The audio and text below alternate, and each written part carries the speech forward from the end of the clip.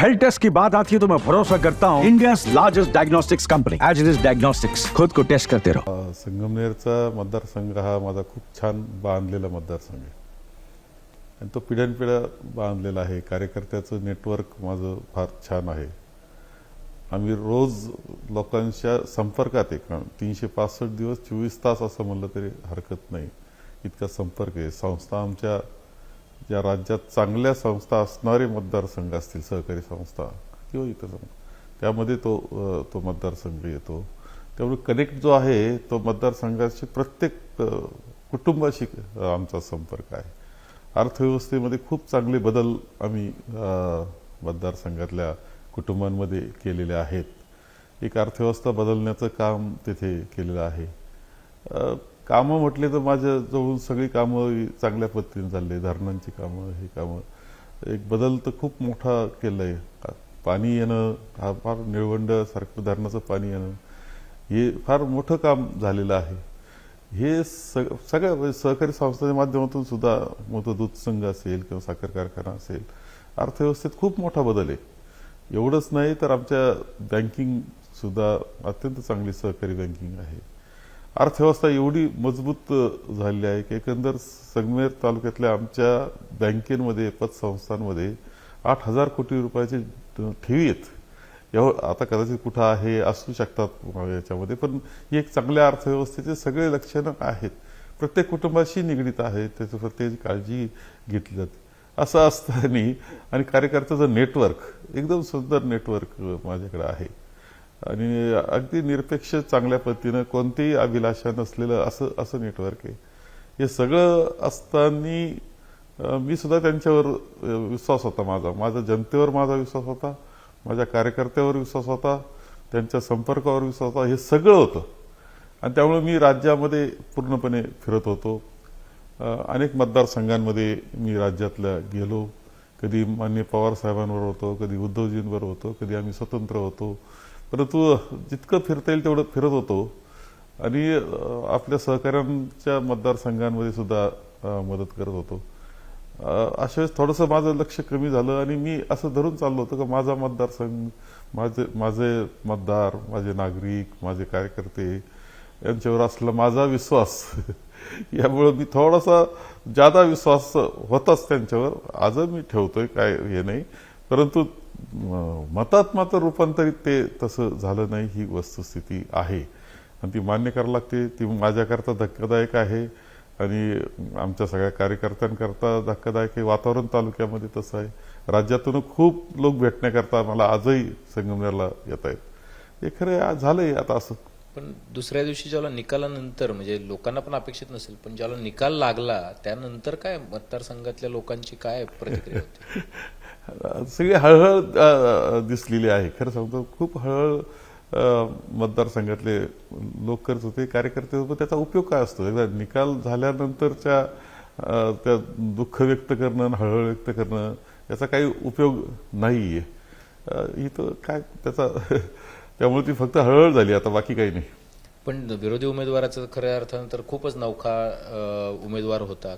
हा जो प्रचार होता ऍक्च्युअली, त्या प्रचारामुळे प्रचारावरती पण संशय लोक घेत आहेत आणि दुसऱ्या बाजूला आपण जर बघितलं असेल तर या निकालावरती विश्वास नाही असं काँग्रेसचे नेते, बरेचसे राज्यातले नेते, विरोधी पक्षातले नेते बोलत आहेत की जे नेते हरू शकत नाहीत असे नेते हरलेत। उदाहरणार्थ तुमच्यासारखे ईव्हीएम वर संशय व्यक्त केला। ही एक गोष्ट आहे की माझं सांगत असताना संगमनेरचं हे संपूर्ण महाराष्ट्रामध्ये झालंय हे नाकारता येणार नाही।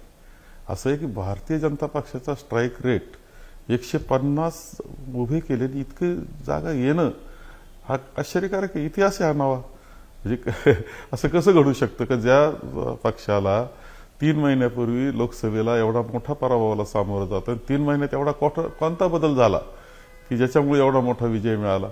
त्यामुळं संपूर्ण याच्यामध्ये शंका याला खूप जागा मला वाटते। ईव्हीएमच्या बाबतीत तर सगळ्यांनाच शंका आहे, म्हणजे जो बोलतो तो ईव्हीएमचंच बोलतो का त्याच्यामध्ये काहीतरी प्रश्न असला पाहिजे, तुम्ही तो शोधला पाहिजे आणि तो दुरुस्त झाला पाहिजे, नाही तर सरळ आता बॅलेट पेपरवर जा।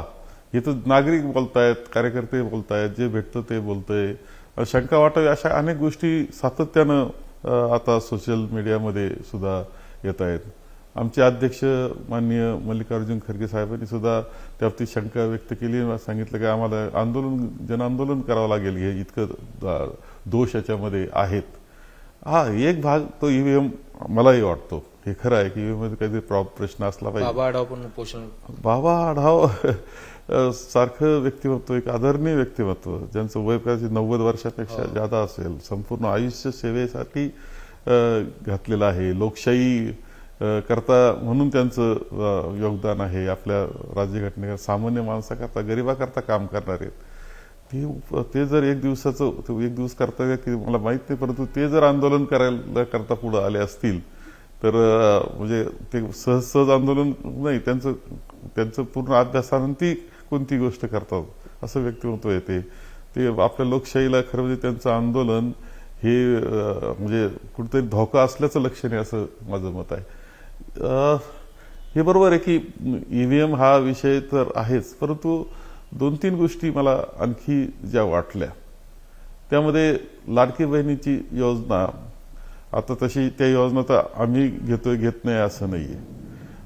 उलट आपण पाहिलं असेल की काँग्रेसने संजय निराधार काँग्रेसनं आणली, श्रावणबाळ काँग्रेसनं आणली, राजीव गांधी जीवनदायी योजना काँग्रेसनं, त्याच्यानंतर महात्मा फुले जीवनदायी योजना ती काँग्रेसनं आणली.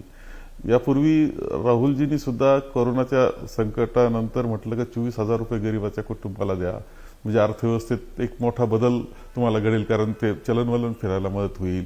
आम्ही इतर राज्यातही काही ठिकाणी अशा योजना राबवतो, परंतु ज्या वेळेस संपूर्णपणे तिजोरीचा खळखळाट झालेला आहे, तिजोरी संपून टाकली आणि त्यानंतर ही योजना तुम्ही घेताय आणि ती राबवताय, आणि ते राबवत असताना 7,500 रुपये आमच्या भगिनीला गेले, त्याचा एक मोठा, आणि सारखी जाहिरात, सरकारी खर्चानं किती जाहिरात करावी, सरकारी खर्चानं तुम्ही मेळावे करता महिलांचे राज्यभर, सरकारी खर्चानं जाहिरात करता, सरकारी खर्च त्या योजनेकरता वापरता, नुसतं जाहिरात आणि मेळाव्याकरता जर 900 कोटी रुपये खर्च करणार असाल तुम्ही, तर खरं म्हणजे एवढ्या त्या 900 कोटीमध्ये किती काम झालं असतं वेगळं हे सांगण्याची आवश्यकता नाहीये. पण ते भुलवलं एका प्रकारे लाडक्या बहिणी योजनेनं महिलांना. आहेच आहे, त्याचा परिणाम नाकारताच येणार नाही. ती योजना बंद होईल असा प्रचार करणारे काही लोक फिरत होते, काही हिंदी जाहिरातीच केल्या ना, की जाहिरात केली, घरोघर गेले, त्या बहिणींशी बोलले, आणि त्याच्यातून सांगितलं की नाही पहा, नाही तर दुसरं सरकार आलं तर बंद, आम्ही तर 3,000ला तयार होतो, कारण रिसोर्सेस आमचे काँग्रेसचे स्ट्रॉंग आहे महाराष्ट्राचे, पण त्याकरता अर्थव्यवस्था व्यवस्थित करणं हे तितकं बरोबर होतं. पण यांचं फक्त उधळपट्टी हा विषय होता, राजकारण करणं, सत्तेवर जाणं हा विषय त्यामध्ये खोटा प्रचार झाला काँग्रेसबद्दल. योजना बंद करू, तुम्ही आलात तर लाडक्या बहिणीचे पैसे बंद होतील, तुम्ही आलात हा प्रचार खूप करण्यात आला, प्रवास बंद होईल, खोटा प्रचार खूप प्रचार केला हा. आणि त्याचा परिणाम असा का आपलं मत नाही दिलं तर मत दिलं नाही तर योजना बंद होईल, हे उत्पन्न बंद होईल.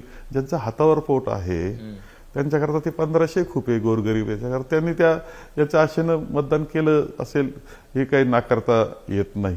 दुसरं, धर्माचं बाबतीत सुद्धा खूप मोठ्या प्रमाणात ध्रुवीकरण करण्याचा उद्योग हा झालेला आहे.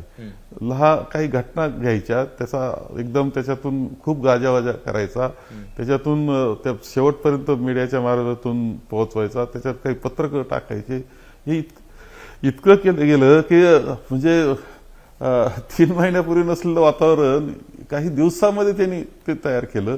आणि विशेषतः तरुण वर्ग जो असतो तो ते समजून घेण्याचा प्रयत्न करत नाही.